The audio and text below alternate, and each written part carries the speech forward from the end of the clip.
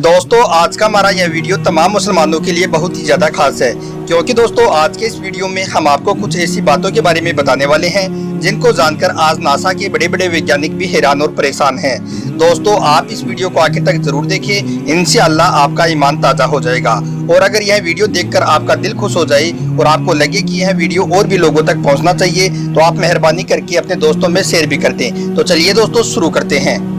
दोस्तों अल्लाह के पैगंबर हजरत मोहम्मद सल्लल्लाहु अलैहि वसल्लम ने 1400 साल पहले जो कुछ भी फरमाया था वो यकीनन सब कुछ होकर रहेगा। उनमें से आज बहुत सी ऐसी बातें हैं जो हो चुकी हैं और बहुत सी ऐसी बातें भी हैं जो अभी होना बाकी हैं, वो भी यकीनन होकर रहेंगी।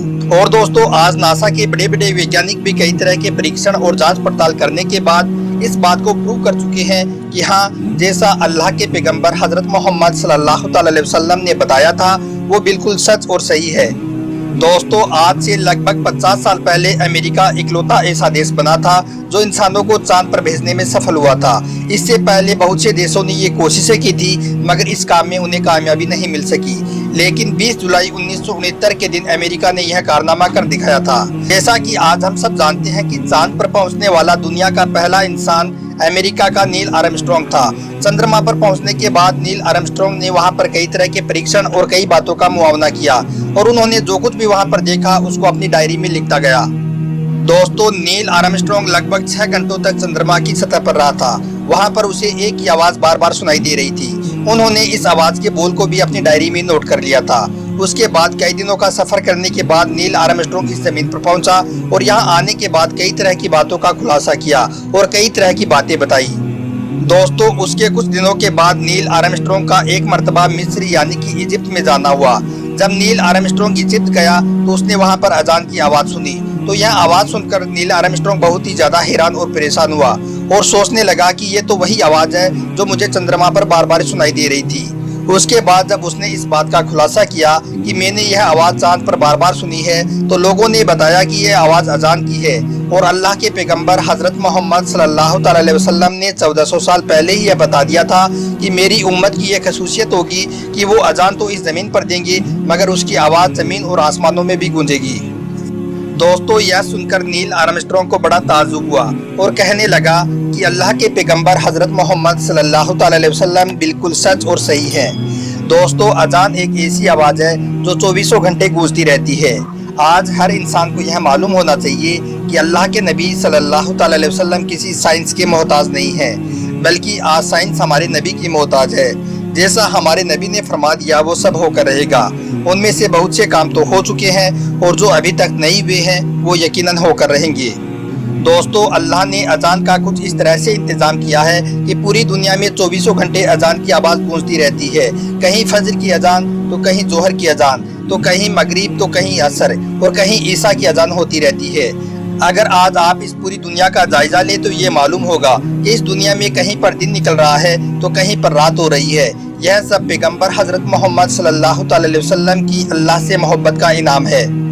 दोस्तों इसके अलावा नील आर्मस्ट्रांग ने चांद पर अपोलो के जरिए बहुत सी तस्वीरें भी ली थी।